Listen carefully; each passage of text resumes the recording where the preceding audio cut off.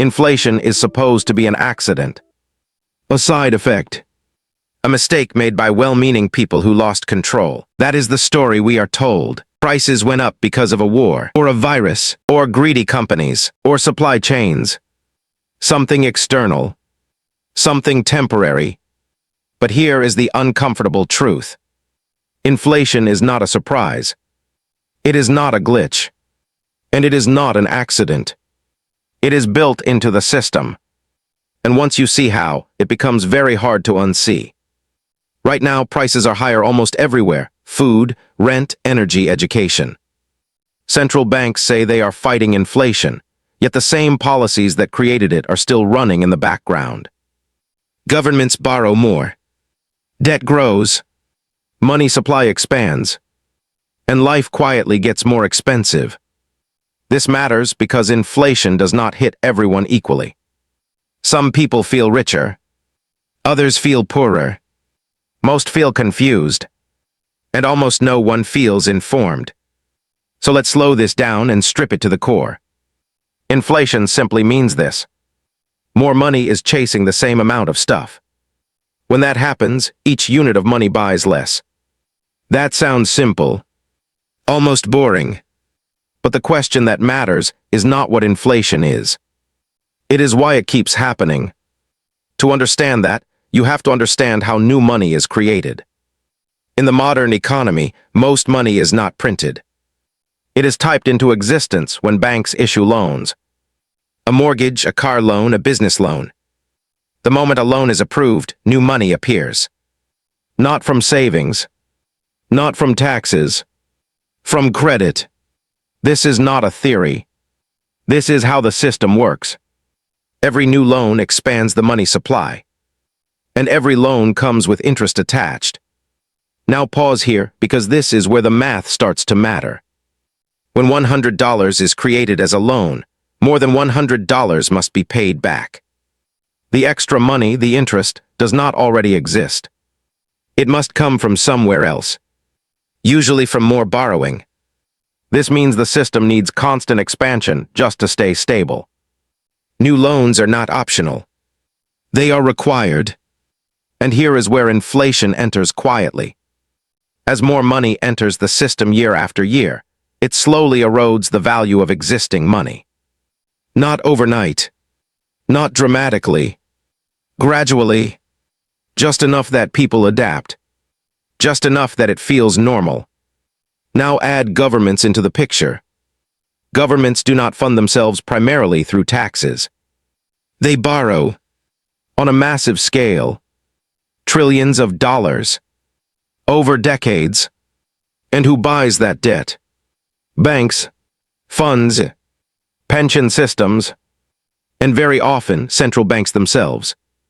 When central banks create new money to buy government bonds, it is described with polite language. Quantitative easing, liquidity support, stability measures. But remove the labels, and what is happening is simple. New money is being created to fund old promises. This is where the irony appears. Inflation reduces the real value of debt. If a government owes $1 trillion, inflation quietly makes that debt easier to manage. The number stays the same, but the value shrinks. From the borrower's perspective, inflation is not a disaster. It is a tool. A silent one. This is why inflation targets exist. 2%. Sometimes higher. Rarely zero. Zero inflation would mean no erosion of debt. No quiet adjustment. No relief. A little inflation is not considered a failure of the system. It is considered a feature. Now think about who wins and who loses. If you own assets, inflation can help you. Stocks, real estate, businesses often rise with inflation. Debt becomes cheaper to repay. If you rely on wages and savings, inflation works against you.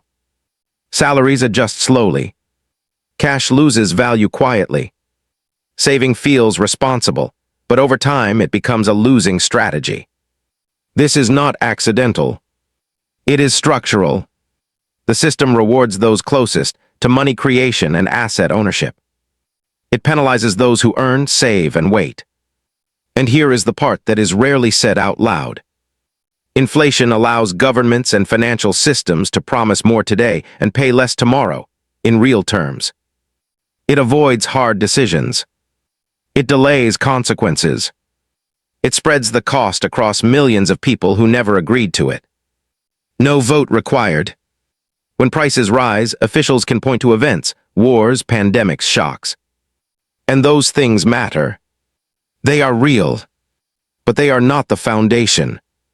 They are accelerants. The foundation is a system that cannot function without expansion. A system where stopping inflation would mean stopping debt growth. And stopping debt growth would mean confronting limits that no one wants to face. So inflation continues.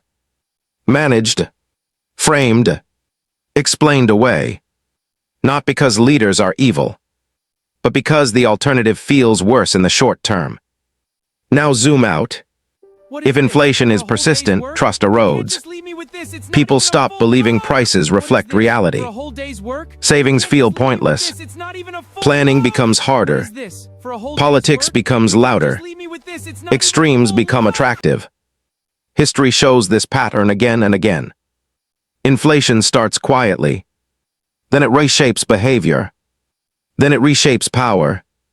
And the most dangerous part is not high inflation. It is normalized inflation. When people stop asking why. So the real question is not whether inflation will come down next quarter or next year. The real question is this: can a system built on permanent expansion ever deliver long-term stability? Or does it require inflation again and again to keep the machine running? Because if inflation is not an accident, then what else are we being told is temporary when it is actually permanent? And what happens when more people start doing the math for themselves?